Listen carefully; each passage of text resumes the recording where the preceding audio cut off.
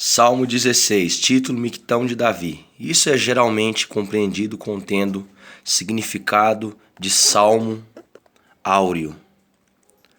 Ainsworth o chama de joia de Davi ou canção notável. O salmo do precioso segredo. Não estamos entregues a intérpretes humanos com relação à chave deste mistério áureo, pois, falando pelo Espírito Santo, Pedro nos diz, porque a respeito dele diz Davi, Atos 2:25. O apóstolo Paulo, guiado pela mesma inspiração infalível, cita este salmo e testifica que Davi escreveu sobre o homem por meio de quem a nós é pregado o perdão dos pecados. Atos, capítulo 13, do versículo 35 ao 38. O plano comum dos comentaristas tem sido aplicar o salmo tanto a Davi e aos santos como ao Senhor Jesus. Mas nós nos aventuraremos a crer que neste salmo Cristo é tudo, considerando que nos versículos 9 e 10, como os apóstolos no monte, não vemos ninguém senão Jesus. Charles Haddon Spurgeon. Versículo 1. Guarda-me, preserva-me ou salva-me, ou efetivamente guarda-me, como Horsley considera. Exatamente como o guarda-costas cercam seu monarca, os pastores protegem seus rebanhos. Um dos grandes nomes de Deus é guarda dos homens. Jó 7:20. Almeida, Revista Corrigida. E este gracioso ofício o Pai exerceu em prol de nosso mediador e representante. Fora prometido ao Senhor Jesus em palavras expressas que ele seria guardado. Isaías 49, 7 e 8. Charles Haddon Spurgeon. Versículo 2. Digo ao Senhor, tu és o meu Senhor. Em seu coração, o Senhor Jesus se curvou para servir seu Pai Celestial e diante do trono de Jeová, sua alma jurou fidelidade ao Senhor por amor a nós. Charles Haddon Spurgeon. A minha bondade não chega à tua presença. Ainda que o ministério e a agonia de morte do Filho tenham refletido esplendor inigualável em todos os atributos de Deus, todas as perfeições de Deus, em todas as virtudes de Deus, ainda assim, o Deus plenamente bendito e infinitamente feliz permaneceu sem a necessidade da obediência e morte de seu Filho. Foi por amor a nós que a obra da redenção foi executada, e não por alguma falta ou necessidade por parte do Altíssimo. Quão modestamente o Salvador estima aqui a sua própria bondade. Charles Haddon Spurgeon. Acredito que as palavras deveriam ser compreendidas com relação a aquilo que o Messias estava fazendo pelos homens. A minha bondade, minha generosidade, nada é para o Senhor. O que eu faço nada pode acrescentar à sua divindade. O Senhor não está provendo este surpreendente sacrifício porque não pode dele derivar alguma excelência. Mas essa generosidade estende-se aos santos, a todos os espíritos dos homens justos, feitos perfeitos, cujos corpos ainda permanecem na terra, e aos excelentes, os nobres ou sublimes, aqueles que por meio da fé e paciência herdam as promessas. Adam Clarke. Oh, o que apresentarei ao Senhor meu Deus por todos os seus benefícios a mim concedidos? Como hei de recompensá-lo? Ai de mim, nada de bom posso fazer para o Senhor, pois minha bondade imperfeita não pode agradá-lo. Aquele que é plenamente perfeito, a própria bondade, minhas boas obras não podem beneficiá-lo. Minha perversidade não pode causar-lhe mal. Recebo todo o bem dele, mas não posso recompensá-lo com bem algum, pelo que reconheço que ele é riquíssimo e eu um grande mendigo. e um grande mendigo, tão distante está a possibilidade de que ele precise de mim. Richard Graham.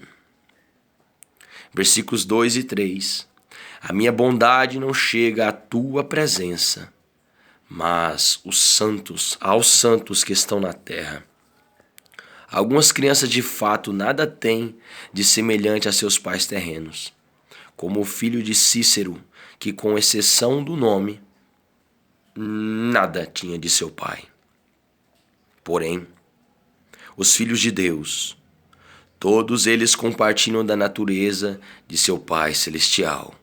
William Gurnall. Versículo 3. Digo aos santos que estão na terra e aos ilustres, Almeida Revista e Corrigida. Estes santificados, apesar de ainda na terra, compartilham dos resultados da obra mediadora de Cristo e por sua bondade são o que são. O povo peculiar, com zelo pelas boas obras e consagrado ao serviço sagrado, é revestido da justiça na justiça do Salvador e lavado em seu sangue, e assim recebe a bondade que nele há. Estas são as pessoas que são beneficiadas pela obra do homem Cristo Jesus. Mas essa obra nada acrescentou à natureza, virtude ou felicidade de Deus, que para sempre é bendito. Os pobres cristãos são os receptores de Deus e temos uma garantia dada pela coroa de que receberemos o lucro de nossa oferta em nome do Rei. Os santos que se foram, não podemos abençoar. Até mesmo orar por eles, de nada serve. Mas enquanto estão aqui, deveríamos provar de modo prático nosso amor por eles. Enquanto estão vivos, devemos provar o nosso amor pelos santos, como nosso mestre o fez, pois eles são os ilustres da terra. Charles Haddon Spurgeon. Sabemos que o Novo Testamento ofusca o Antigo, assim como o Sol ofusca a Lua. Nós, então, se vivemos em uma dispensação mais gloriosa, não deveríamos manter conversas mais gloriosas?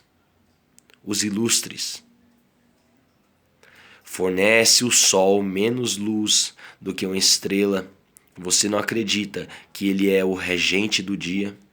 Irradiasse ele menos calor que um vagalume, você o questionaria como fonte alimentar de calor.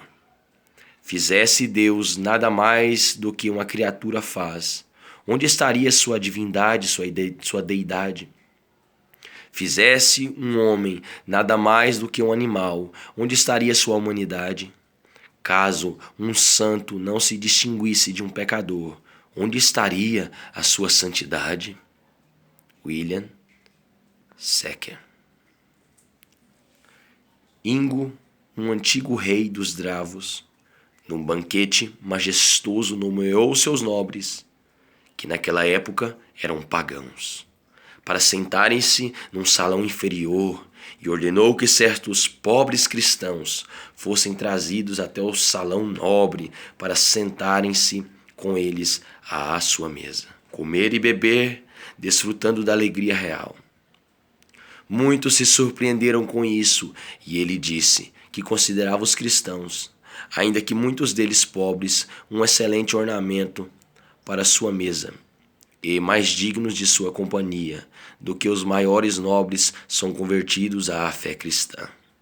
Pois enquanto estes podem ser lançados no inferno, aqueles podem ser seu consolo e companheiros príncipes no céu. Ainda que algumas vezes você veja as estrelas apenas como reflexos em uma poça, no fundo de um poço ou em uma vala fétida, a posição verdadeira das estrelas é no céu. Então, ainda que você veja um homem piedoso em uma condição pobre, miserável, baixa, vilipendiada, considerando os padrões deste mundo, ele está estabelecido no céu, nas regiões celestiais. Nos ressuscitou, disse o apóstolo, e nos fez assentar nos lugares celestiais em Cristo Jesus. Charles Bradbury, em Cabinet of Jewels, armário de joias. Versículo 4.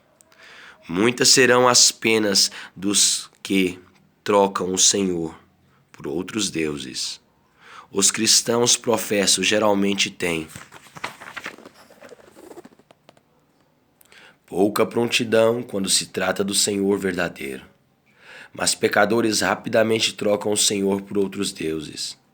Eles correm como loucos, onde nós nos arrastamos como lesmas. Eles correm como loucos em lugares perigosos que nós andamos bastante devagar. Que este zelo repreenda a nossa morosidade. Que este zelo repreenda a nossa frieza. Contudo, quanto mais eles se apressam, menos aceleram. E suas aflições são multiplicadas por sua diligência em multiplicar seus pecados. Matthew Henry diz que aqueles que multiplicam deuses, multipliquem dores para si. Que aqueles que multiplicam deuses, multipliquem dores para si, pois todo aquele que acredita que um Deus falso é muito pouco, verá que 2 deuses são demais, e ainda assim centenas não serão suficientes. As crueldades e dificuldades pelas quais passam os homens por seus falsos deuses são algo impressionante de se contemplar. Os relatos de nosso missionário relacionados a isso são notáveis, mas talvez nossa própria experiência seja uma exposição igualmente vívida, pois quando entregamos nosso coração a ídolos, cedo ou tarde, haveremos de sofrer por isto. Moisés despedaçou o bezerro de ouro, moeu-o em pó e lançou-o na água, da qual fez Israel beber. E assim nossos preciosos ídolos se tornaram porções amargas para nós, a não ser que imediatamente os abandonemos. O pecado e o Salvador não têm comunhão. Ele veio para destruir as obras do diabo e não condescender com elas, ou aliar-se a elas. Por isso ele recusou o testemunho dado por espíritos imundos sobre sua deidade, pois em nada teria comunhão com as trevas. Deveríamos ter cuidado profundo para não nos conectarmos, ainda que no grau mais remoto, com a falsidade da religião. Não oferecerei as suas libações de sangue. O antigo provérbio diz: não é seguro comer em meio ao caos do diabo, mesmo que a colher seja longa. A simples menção de nomes maléficos já é algo a se evitar, e os meus lábios não pronunciarão o seu nome. Permitir que o veneno toque nossos lábios significa que em breve penetrará nossas entranhas, e o melhor é manter longe da boca aquilo que não queremos dentro do coração. Desejando a igreja desfrutar de união com Cristo, deve quebrar todos os vínculos de impiedade e manter-se pura de toda poluição da adoração voluntariosa da carne, que agora polui o culto a Deus. Charles Haddon Spurgeon. Um pecado enrolado debaixo da língua se torna suave e maleável, e a garganta é uma passagem tão curta e escorregadia a ponto de permitir que o pecado deslize insensivelmente para baixo, da boca para o estômago. E a luxúria contemplativa rapidamente se torna impureza prática. Thomas Fuller. Versículo 5. O Senhor é a porção da minha herança e o meu cálice. Com que confiança e alegria Jesus se volta a Jeová, aquele que possuía sua alma, e nele se deleitava, contente além da medida com a sua porção, no Senhor seu Deus. Ele não tinha um único desejo que o levasse a caçar outros deuses. Versículo 6. Caem-me as divisas em lugares amenos. É muito linda a minha herança.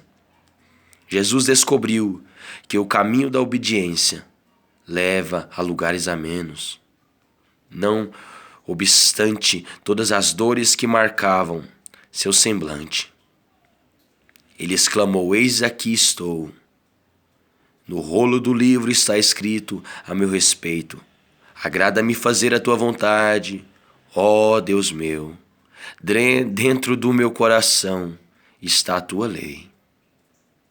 Pode parecer estranho, mas ao mesmo tempo que nenhum outro homem jamais tenha tido tanta familiaridade com o sofrimento, cremos que nenhum jamais vivenciou tanta alegria e deleite ao servir.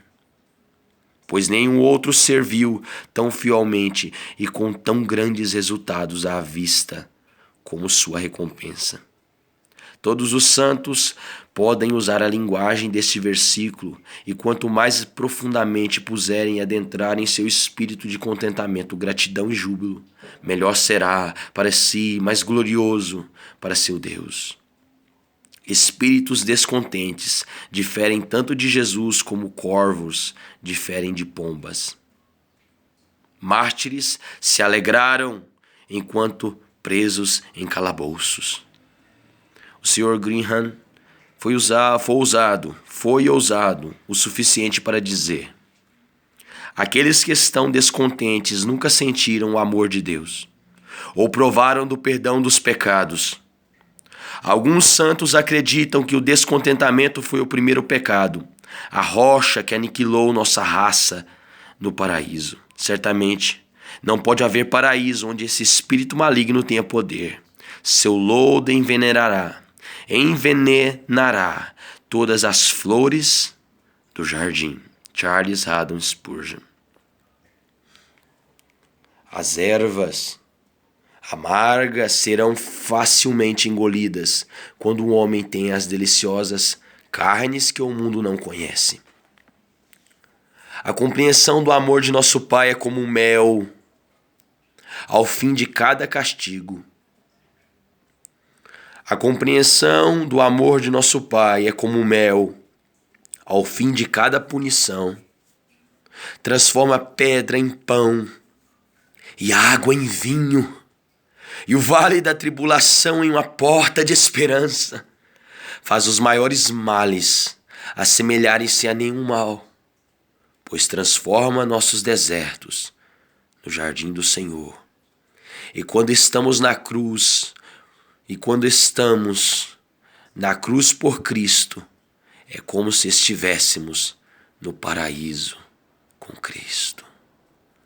Timothy Cruzo. Versículo 7.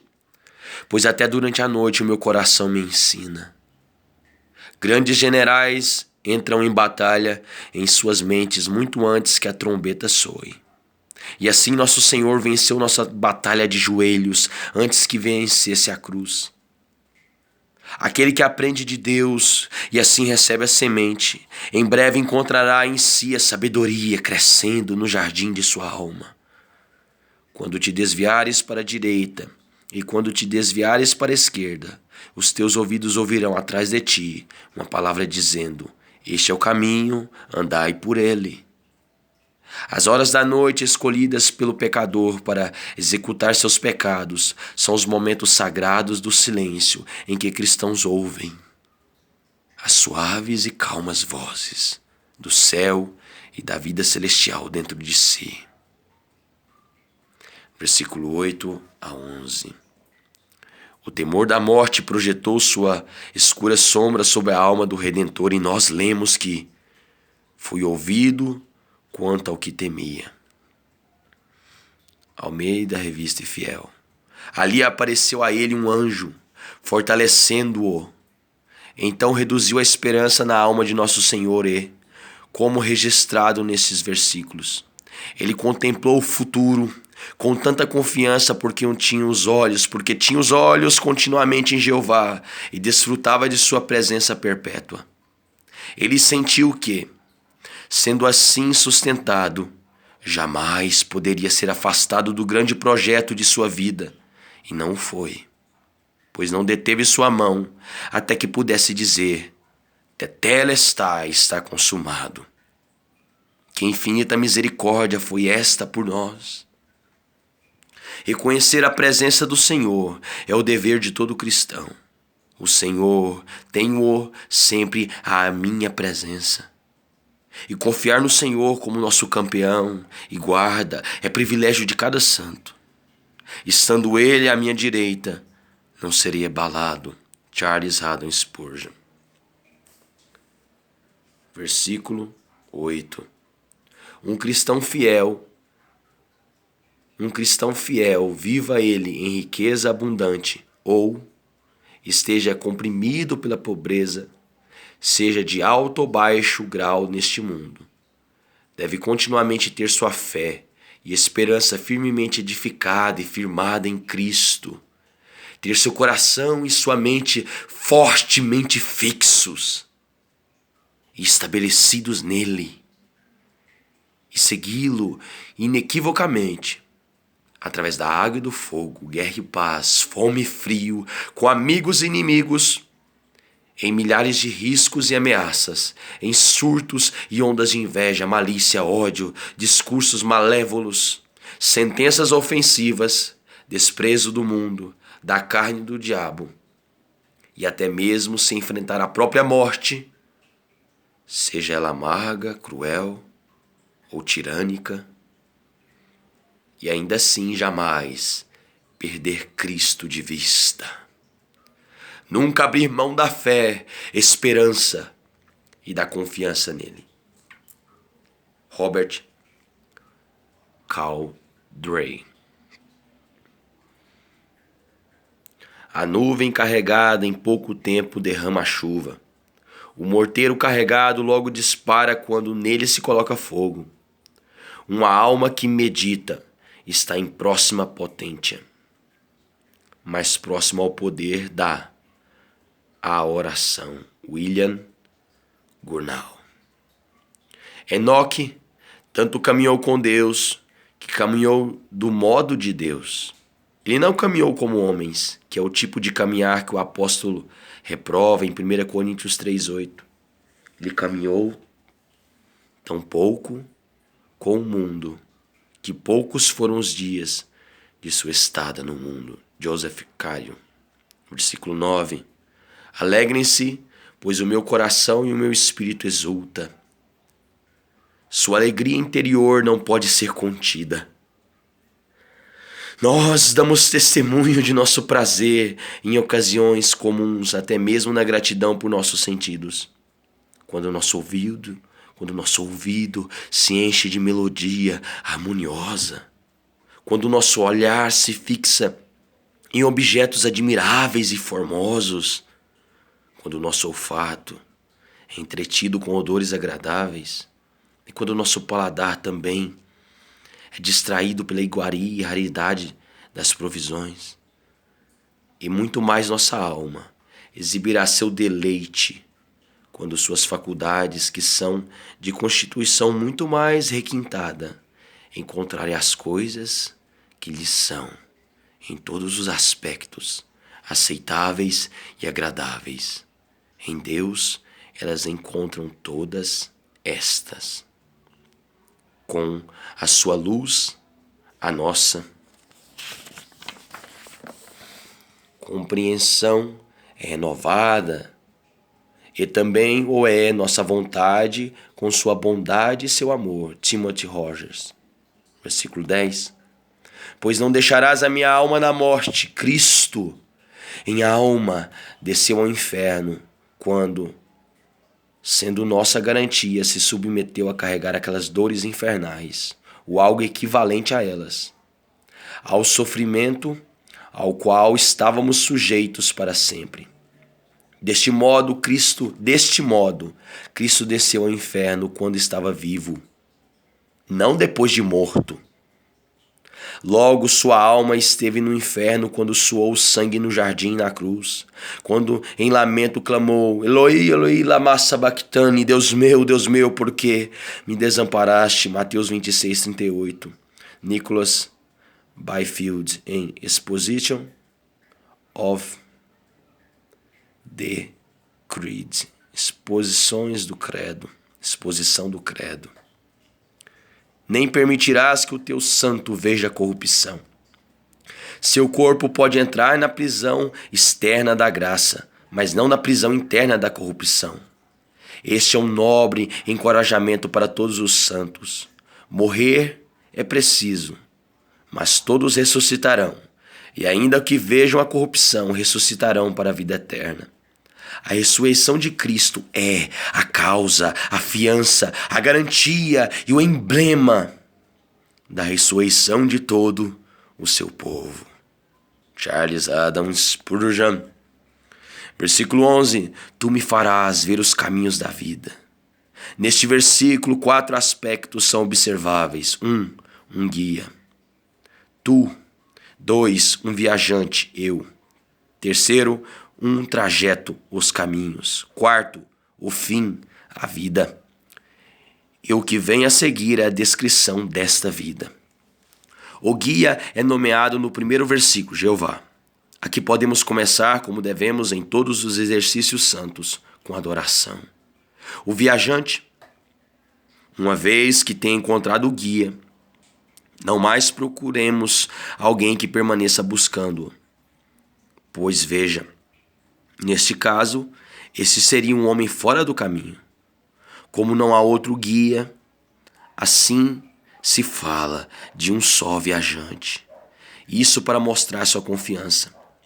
Mas vejamos agora o que ele nos mostrará, os caminhos. Precisamos saber que apesar de os homens possuírem muitos caminhos fora de sua estrada, o mundo, todos eles terminam em destruição. Então Deus tem muitos caminhos adjacentes à sua entrada. A palavra, mas todos eles terminam em salvação. William Austin. Na tua presença há plenitude de alegria. Na tua destra, delícias perpetuamente, eternamente. A nota de John Trapp, sobre o versículo celestial que fecha o salmo é um doce bocado, que pode servir para uma contemplação e gera um antegozo de nossa herança do céu. Ele escreve assim: aqui se diz tudo o que se pode dizer, mas palavras são fracas demais para expressar o que se quer dizer. Em termos de qualidade, há no céu alegria e prazeres. Em termos de quantidade, uma plenitude, uma torrente onde bebem sem haver impedimentos ou fastio. Em termos de perseverança, está à destra de Deus, que é mais forte do que todos e ninguém pode nos retirar de sua mão. É uma felicidade constante, sem interrupção. E em termos de perpetuidade, é para todo sempre. As alegrias do céu são imensuráveis, sem mescla ou fim. Charles Adams Spurgeon. Todos os que estamos aqui presentes somos apenas meros estrangeiros em meio ao perigo. Estamos nos perdendo e perdendo nossa vida na terra dos moribundos. Mas em breve encontraremos nossa vida e nos encontraremos novamente no céu. Com o Senhor da vida, nossa alma certamente será conectada ao feixe de vida, de modo que quando viermos a viver novamente, tenhamos certeza de encontrá-la na vida do Senhor. Agora temos partículas, um vintém, um grão de felicidade comparado a enormes montantes, uma tonelada de pesares. Agora temos uma gota de alegria, um oceano de tristezas. Nada além de um momento de tranquilidade, uma era de dores. Mas chegará o momento em que teremos tranquilidade infindável, sem dor alguma. A verdadeira felicidade sem nenhum pesar. A maior medida de júbilo e miséria alguma. A medida mais plena de alegria que possa haver, sem nenhuma mescla, sem nenhuma gota, sem nenhuma pequena tristeza. Aqui, portanto, como nos aconselha São Gregório, o teólogo, aliviemos nossas pesadas cargas de sofrimento e adocemos nossos amargos cálices de tristezas com a meditação contínua e a expectativa constante da plenitude de alegria na presença de Deus e do prazer à sua direita, à sua destra, para todos sempre. Na tua presença há, não houve, mas há no presente. Nem poderá haver ou haverá, mas há, existe na sua presença. Há sem cessar, sem interrupção, sempre, sempre houve e há e deve haver. Porque o que mais deseja qualquer homem, senão alegria? E que medida de alegria pode qualquer homem desejar, senão alegria plena, perfeita? Edward Ellan, The Consummation of Felicity, a consumação da felicidade. No céu estão os homens livres da necessidade. Nada pode lhes faltar, a não ser que seja o próprio faltar. Podem achar falta do mal, mas nunca sentirão mal. O mal do faltar. O mal não passa da falta de bem, e a falta de mal não passa da ausência do faltar. Aqui alguns homens comem sua carne sem fome, enquanto outros têm fome, sem carne alguma para comer. E alguns bebem abundantemente, sem sede alguma, enquanto outros estão profundamente sedentos, sem nada para beber. Mas na gloriosa presença de Deus, ninguém pode ser mimado demais, nem receberá bênçãos de menos. Edward Ellan. Nesta vida, nossa alegria está mesclada com tristezas, como espinhos em uma rosa. Jacó teve alegria quando seus filhos retornaram do Egito, com muito milho, mas muita tristeza quando percebeu a prata em um dos sacos. Davi teve muita alegria ao transportar a arca de Deus, mas ao mesmo tempo grande tristeza pela violação que incorreu Uzias. A grande sabedoria do Senhor se revela ao temperar e moderar a nossa alegria. Como homens de constituição fraca, precisam beber seu vinho diluído com água por medo de perder a consciência. Nós também nesta vida, esta é nossa fraqueza. Temos nossa alegria diluída com tristeza, para que não nos tornemos fúteis e insolentes. Aqui nossa alegria é mesclada com medo. Salmo 2. Alegrai-vos nele com tremor. As mulheres partiram do sepulcro de nosso Senhor tomadas de medo e grande alegria também. Mateus 28:8. Assim como a nossa alegria aqui é mesclada com medos, também é a tristeza. Cristãos firmes olham de fato para Cristo crucificado e se alegram em seu incomparável amor, que levou tal pessoa divina a morrer por tal morte por aqueles que eram inimigos de Deus. Por inclinações pecaminosas e obras perversas, eles também olham para baixo, para seus próprios pecados, que feriram e crucificaram o Senhor da glória, e isto lhes parte o coração.